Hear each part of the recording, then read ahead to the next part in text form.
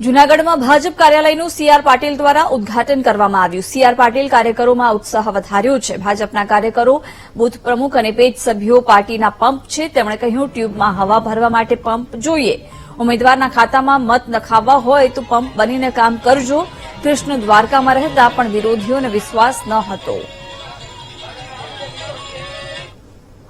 હવાની દિશામાં પકડીને ઉભા રહો તો ટ્યુબમાં હવા ભરાય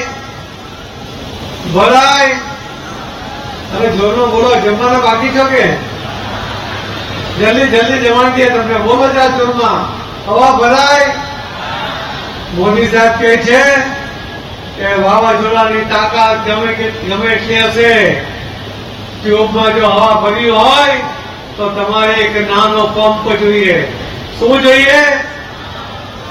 અને ભારતીય જનતા પાર્ટીના કાર્યકર્તા, આ બૂથ પ્રમુખ, એના હોદ્દેદારો, આ પેજ કમિટીના સભ્યો એ ભારતીય જનતા પાર્ટીના મોદી સાહેબના પંપ છે। મોદી સાહેબનું વાવાઝોડું ચાલે છે। એ વાવાઝોડામાં તમારી ટ્યુબમાં એટલે કે આપણા ઉમેદવારના ખાતામાં મત નખાવા હોય તો એના માટે પંપ બનીને તમે જ મહેનત કરી શકો, તમે જ આ કામ કરી શકો। આ જવાબદારી તમારા બધાની છે। કૃષ્ણ દ્વારકા નગરીમાં રહેતા હતા, પણ આપણે જોઈ શકતા નહોતા, પણ વિશ્વાસ હતો। પણ કેટલાક વિરોધીઓ એમાં વિશ્વાસ કરતા નહોતા। આ સનાતન ધર્મમાં માનવાવાળા લોકો એ ભગવાન કૃષ્ણના અસ્તિત્વને નકારી શકતા નથી। મોદી સાહેબે શું કર્યું?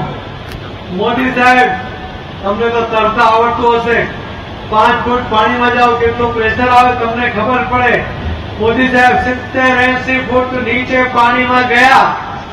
એમણે ખુલ્લા હાથથી દ્વારકા નગરીને સ્પર્શ કર્યો। ભગવાન કૃષ્ણને ગમતા મોરપીસ એમણે ત્યાં અર્પણ કર્યા। આપણા સંસ્કૃતિ એના પ્રમાણે એમને ત્યાં યોગા કર્યા અને આખા દુનિયાને બતાવ્યું કે ભગવાન કૃષ્ણની આ દ્વારકા ભૂમિ એ દુનિયામાં આજે પણ અસ્તિત્વ ધરાવે છે।